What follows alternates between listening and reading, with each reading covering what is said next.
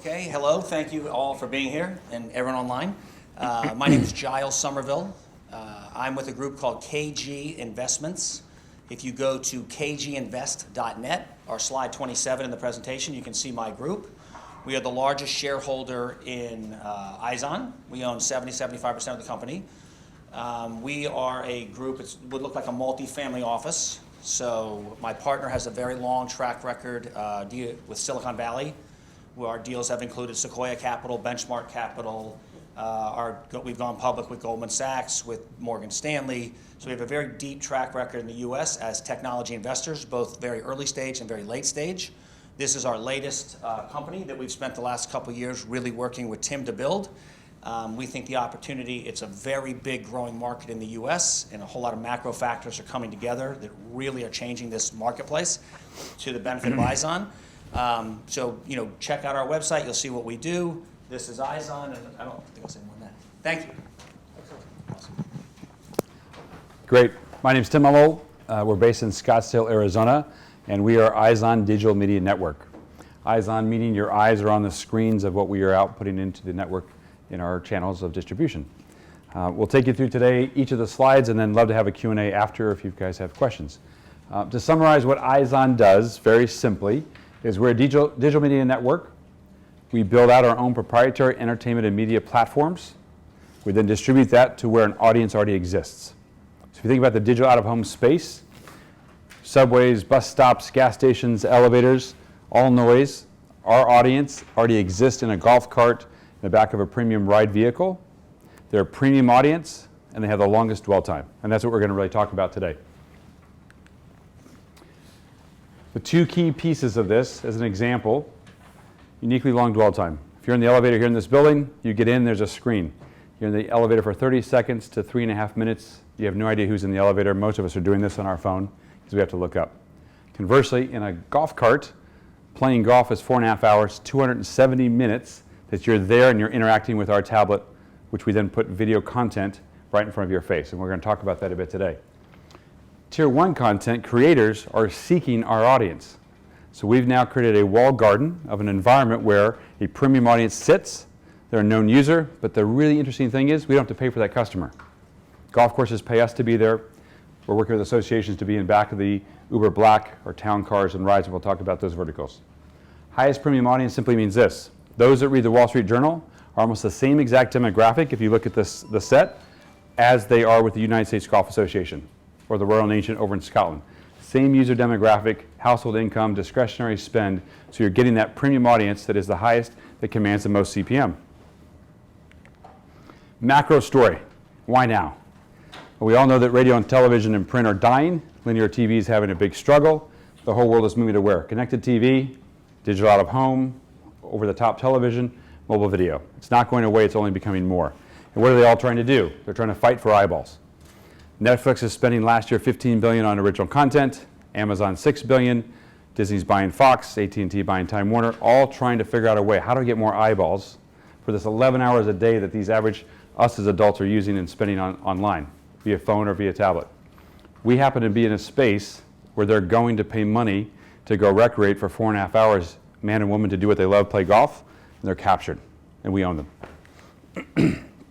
We think we're in the front of a big wave, and there's a big reason. Meg Whitman of eBay fame announced last fall that she joined forces with Jeffrey Katzenberg and his family office, as well as the biggest studios in Hollywood and the Alibaba Venture Fund, to do one thing, raise $1 billion to start Quibi.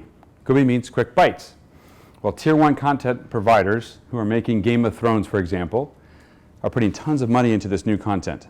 But we're sitting at our doctor's office, we have no time to watch an hour TV show. So they said, we're going to change and make a paradigm shift.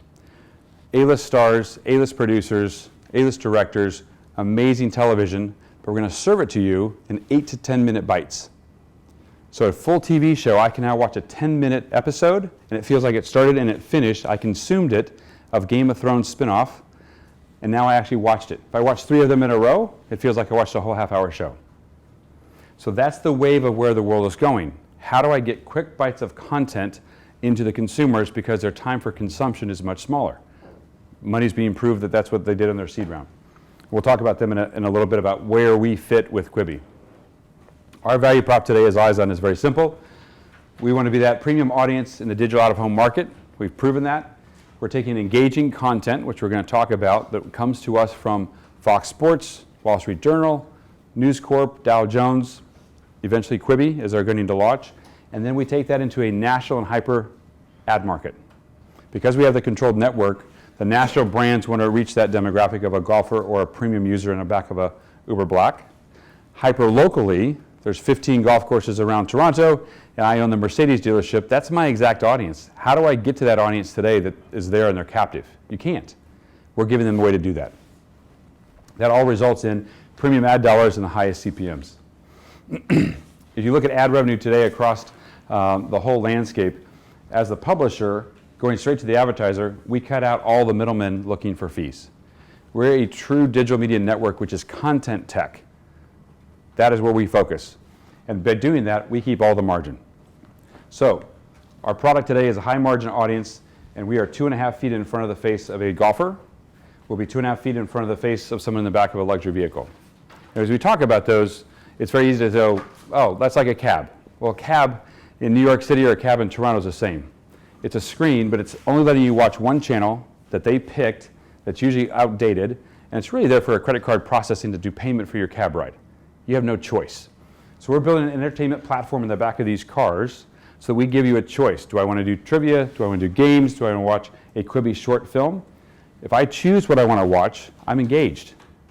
But what's really interesting is if I take an Uber today from here to Pearson at the airport, I could pay $17. If I take an Uber Black, I'm going to pay $47. Same distance traveled, same amount of time in a vehicle. But I chose to pay an elevated price.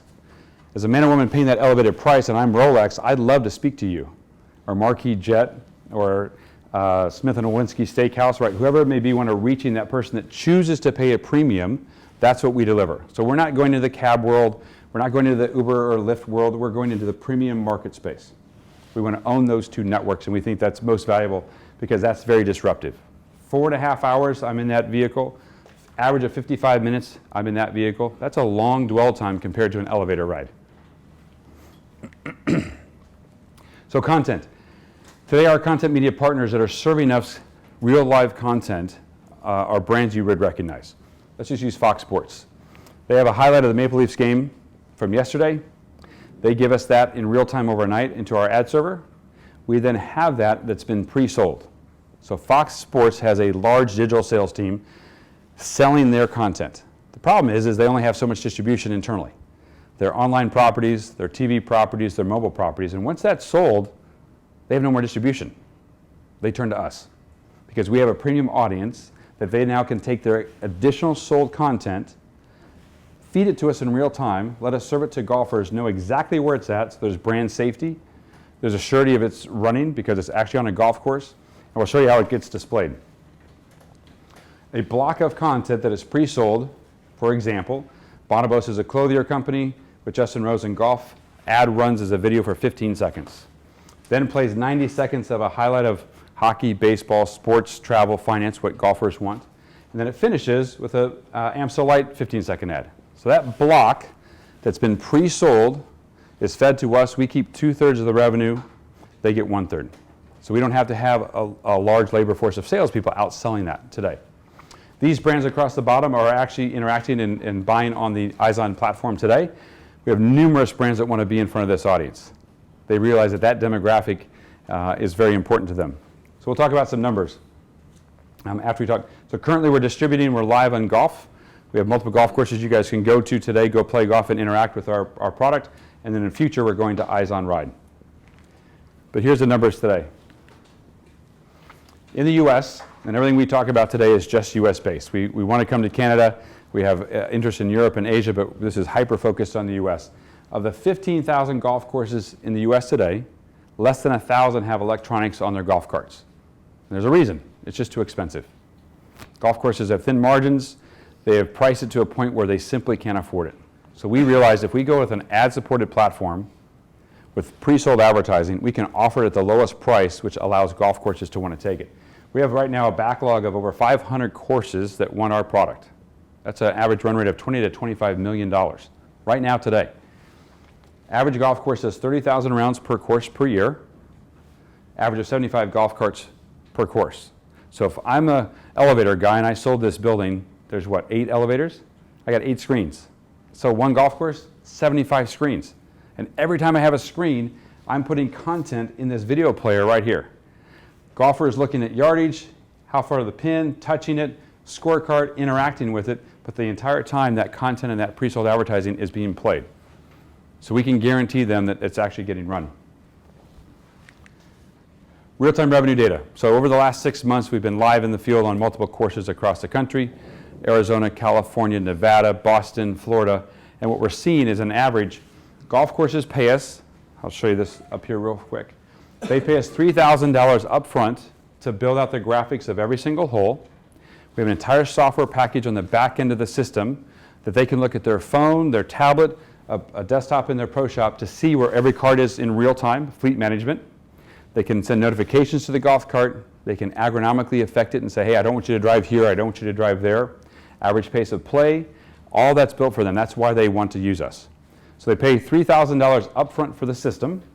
They then pay us an average, they pay us $18 per cart, per tablet, per cart per month. That's an average of $1,400 every single course. Again, different than this building. The guy that did the elevator had to pay for his equipment, had to pay to install it, has to pay to maintain it, and then has to share the ad revenue with this building. We're very different. Golf course pays us up front, pays us every single month, so we're cash flow break even from day one on our cellular costs and our tablet because the course offsets that. Number 2, we keep the advertising sales. Ad sales on a national basis. So if you look at the Bonoboses and the Amstel Lights and the national brands, they pay us an average of $4,800 per ad spot, per course, per year. Well, if you take that times just 3 or 4, we're averaging $1,200 per course per month. Fox Sports, pre-sold ads and content being fed to us. That's an average of another $1,000 per month. This is on the low side of only 18 to 20 of our new courses with our new content.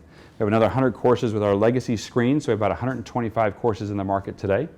But when you're seeing $3,600 per course per month, an average of $43,000 per course per year, obviously this is the reason we're doing this raise, is let's go get more courses. The more courses that we have, the larger the network. Privately owned, you can only get it through us. Today, 12,500 screens in the marketplace. Average dwell time on the ride side is 25 minutes up to 4.5 hours. It's a premium demographic. Those additional 500 courses represent over 37,000 more screens. In the IZON ride, we have LOIs signed. And just to share with the group, we're going to the aggregators of drivers. We're not knocking on windshields and saying, hey, would you like to put a tablet in your car? There's associations being formed to put all the drivers in a market. Let's just pick on New York. 100,000 drivers as an association coming together to get what? Shared benefits on insurance, shared benefits on health benefits, retirement plans.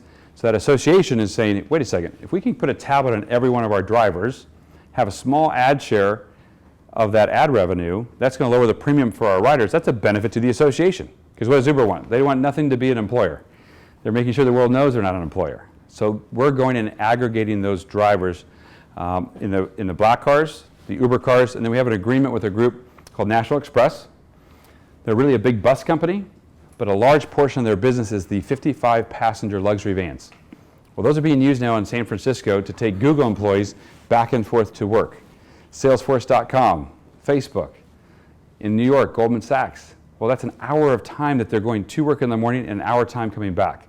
So they're asking us to put tablets in the back of every seat so they can interact with each other, whether it be games, be trivia, watch a movie, but it's a way to interact with each other while they're in that ride. So it's a captive audience, right? We know the average income of each of those employees. Today, that's going to be roughly well over 100,000 screens deployed. We always talk about industry competition. In the golf side, we have 3 companies that make golf carts. So they're hardware manufacturers trying to be in this space. They're a third, 2/3, and almost 5 times as expensive as we are. So we're the only agnostic provider that can go onto any brand of golf cart, any kind of battery. In the back of the vehicles, there's guys that have been trying it. They're all going to do one thing. Hey, driver, would you like my tablet? Hey, driver, would you like my tablet? So they're going one-off. They're not going to the aggregated model. So we think we're winning on both of those sides. Product summary, IZON Golf. Not only is it in a tablet in the cart, it has a companion app on your phone.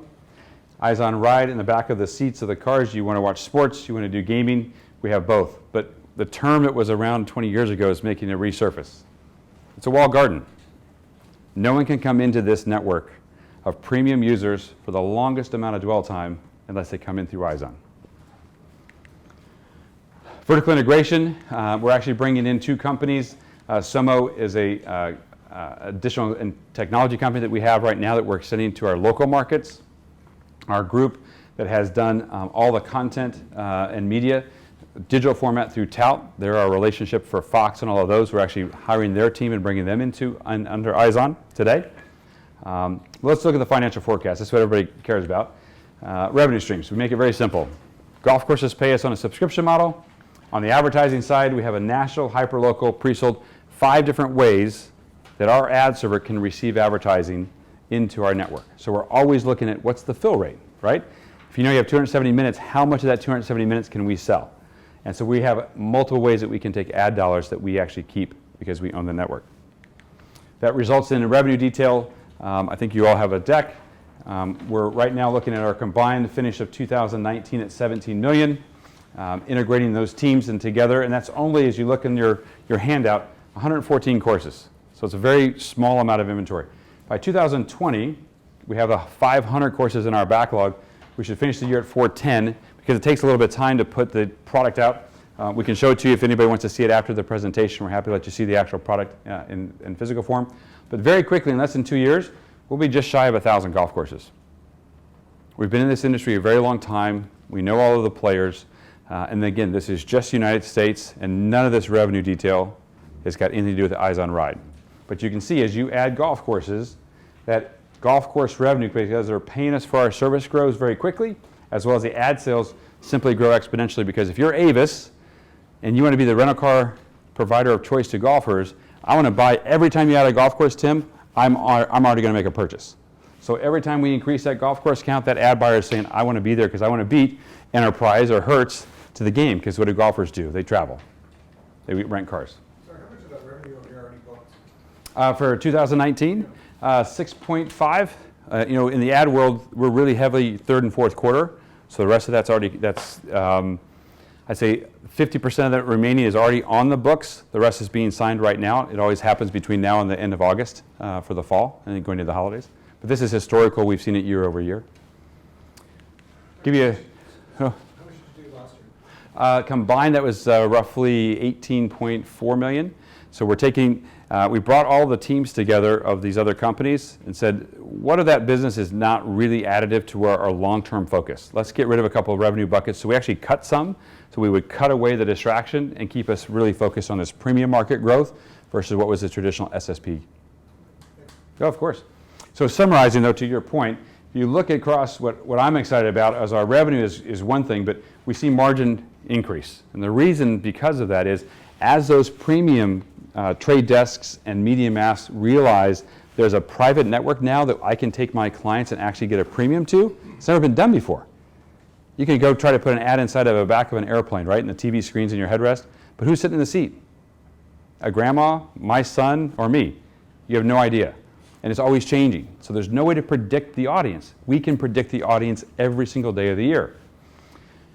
Cap table, we'll all let you beat us up. We know we have a very large cap table, but the highlight we want to say is we as a board have already approved a significant rollback. We're going to take the company public on the TSX here in Canada. We're very excited to be in Canada. The company today is a small little OTC that's voluntarily reporting in the United States. When it was acquired as a small piece of technology, happened to be a shell. We're all private deal guys, didn't think it was a big deal. It's a longer story, but the short version is it is a big deal. It's kind of painful because there's no coverage in the US. You guys are sophisticated here in Canada. We want to be in Canada. So we spent last fall and all of this spring really learning the microcap space. We've talked to all the big banks.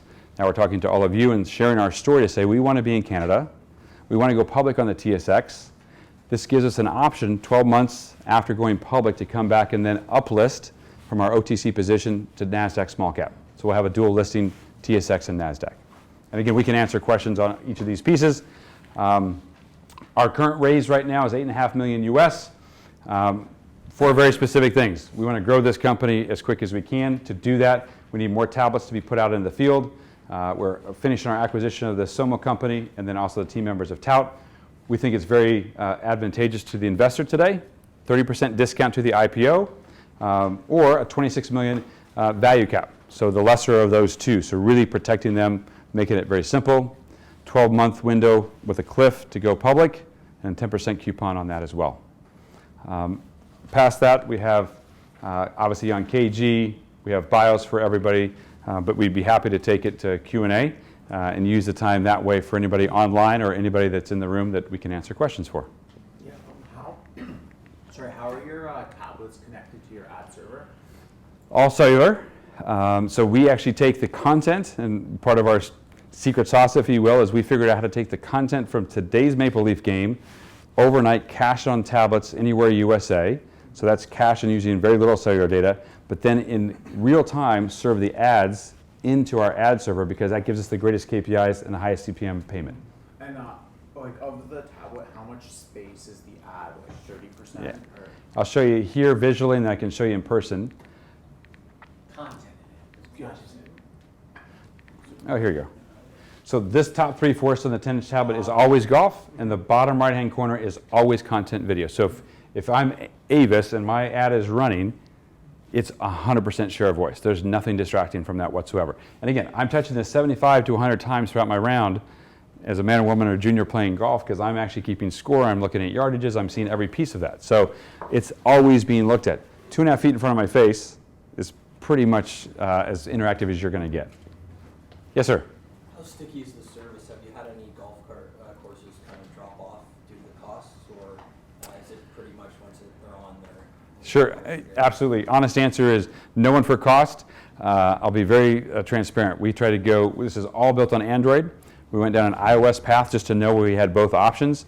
Our friends at Apple are very difficult when you want to go do real-time uploading and changing of your system. It could happen in an hour, it could happen in 4 weeks. That doesn't work for us. So that was the only time we took it off of a golf course really was because we took it off of iPads and we went to the tablets that we have today on Android. Yeah? Also, the course is signing a 3-year binding contract. Okay. So they're locked in for 3 years. And they don't want to take it off. Once they offer it to their customer, if you're anybody that plays the game and it's that big yellow numbers right there for you, and the course says they're taking off, it's a revolt. Because I want that, right? I expect it now. And you are competing with your neighbor down the street, and you have it, and they don't. I guess then you don't need to use your rangefinder. No watch, no shaky hand, Luke, as we call it, with the guys that way, right? You're smiling. You know what the guys I'm talking about. The guy's doing this. You're like, you're shooting a tree. You don't have any idea what you're doing. But this makes it really simple. But if you're I pick on guys and say, if you're 72 and you don't like technology, this just changes the whole for you. The number's right there, the experience. And what's playing the content's important. What do golfers and sports enthusiasts love? Sports, travel, and finance.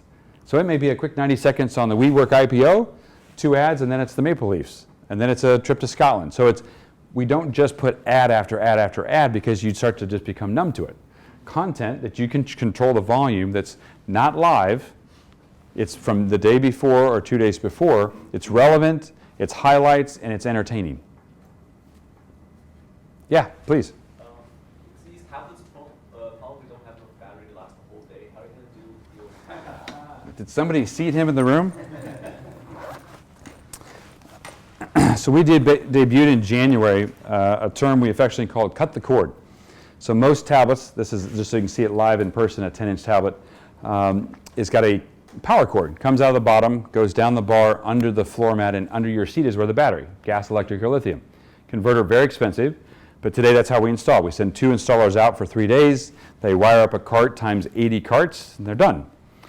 We realized that we wanted to be out ahead of everybody. And if everybody's ever had a cell phone with a Mophie case, it's got the backup battery for your phone, right? Phone dies, it's there. So why don't we build a Mophie for the tablet? So we actually build our own backup battery that allows us to have 5 hours of battery life on the tablet, another 10 hours of battery life on the backup battery. At night, the golf course puts the cart away. They simply plug in the golf cart. This comes down and plugs in the back of this and powers it itself. So that's 3 rounds of golf. So we don't, lose any uptime, and more importantly is we don't have to have anybody go out to install them. So part of that capital raise, when we say procurement of tablets, is our new kit, because now we can ship it to the golf course. Their maintenance staff in 3 hours can install an 80 cart fleet themselves. So we no longer have the cost of deploying our install teams to go out and actually do that. That lets us scale much quicker. 12 to 15 courses right now per month. We can get to 50 to 60 courses per month. How much of the raise is going towards the finalizing of the Somo acquisition? Of that will be $2 million. What will be the total purchase price after? Total is $3 million of cash and then $13 million of shares at the IPO. Okay. So give or take $6-7 million purchase price, I guess, if you will, depending on IPO price. Or Well, I think you would say 16 is probably accurate. 16. Well, 13 million stock at the IPO. Oh, sorry, $13 million of stock. Yes. Oh, Yeah, sorry, I thought yes. you meant 13 million shares. Okay. No, I'm sorry, $13 million of stock, but at the IPO price. Absolutely. We got a couple questions online. Oh, sure. So the first one, when do you expect to complete the current financing? Well, to see how lunch goes, and it might be today. Hopefully everybody got enough to eat.